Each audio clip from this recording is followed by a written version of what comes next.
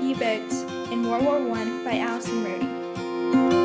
Cornelius Drebbel invented the first U-boat in 1619 in the Netherlands. Its final model had 6 oars and could carry 16 passengers while going 15 feet into the water for 3 hours.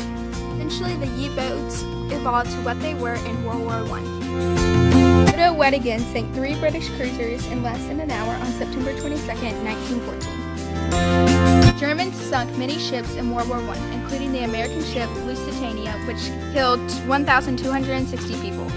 U-154 was torpedoed by the British submarine HMS E-35 off the coast of Portugal in May 1918. Germany came close to winning the war with the use of U-boats, which were cheaper and sneakier.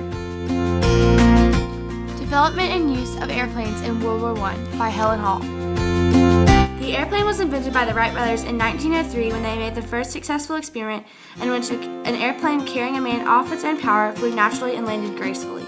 When the war first started, airplanes were only 13 years old.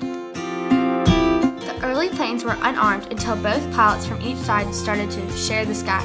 This means they had to fly in the same airspace. However, soon pilots carried sidearms to try and shoot the other enemy pilot inside his own plane.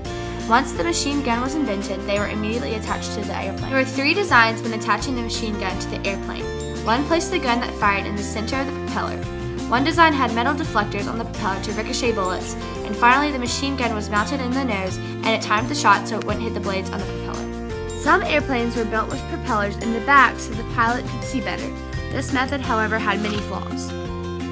Still airplanes were used for recon missions only. Also, some blimps were used, but they were easily shot down and highly flammable. World War I definitely helped develop the use of aviation from the advances of airplane design. Shortly after World War I, the first airplane was used to deliver mail all across the United States.